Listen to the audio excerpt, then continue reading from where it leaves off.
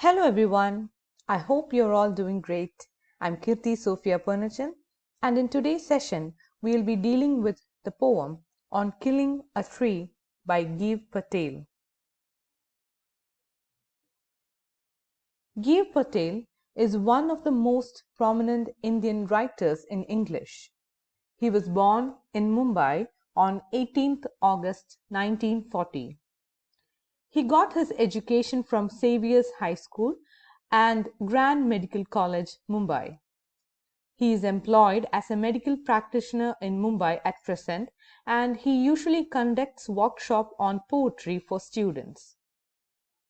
Patel belongs to a group of writers who have subscribed themselves to the Green Movement, which is involved in an effort to protect the environment.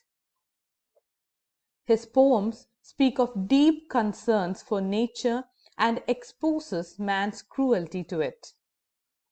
The major works written by Patel is Poems in 1966, How Do You Withstand in 1966, Body 1976, Mirrored Mirroring in 1991.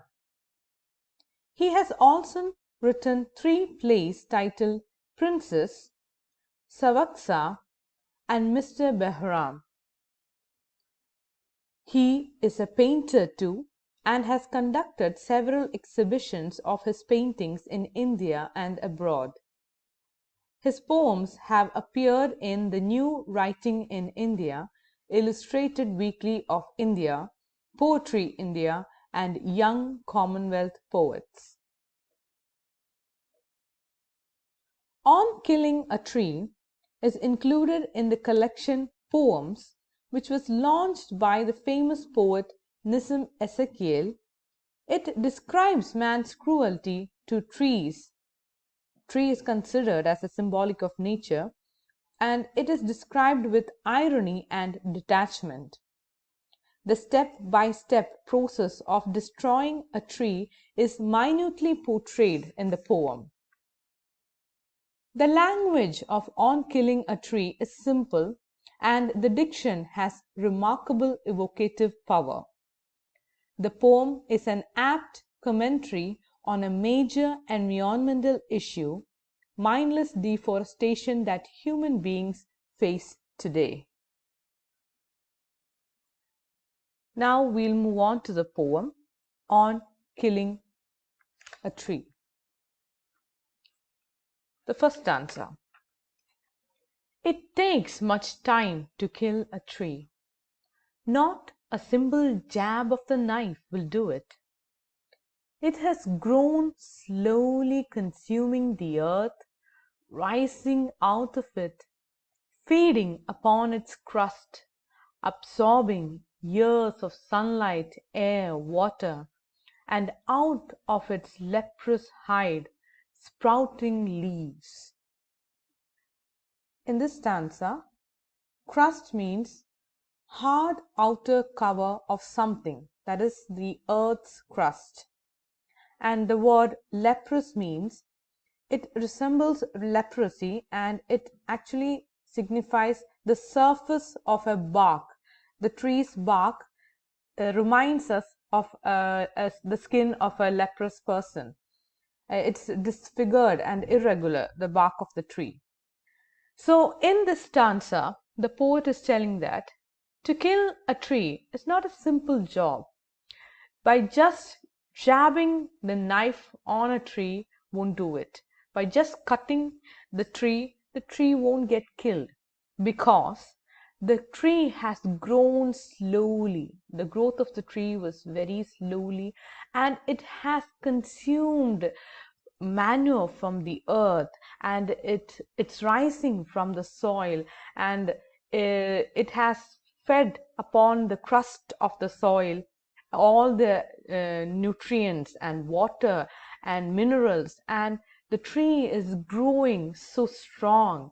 It has absorbed years of sunlight and air and water and what not. The tree has grown strong and tall by years of effort, not a single day. It took years for the tree to become like this. And we could see that every single day new leaves appear on the tree, and even though the bark is very dark and disfigured, trees, the branches and leaves grow from it. So it's not that easy to kill a tree. So that's the first stanza. Moving on to the second stanza. So hack and chop, but this alone won't do it. Not so much pain will do it.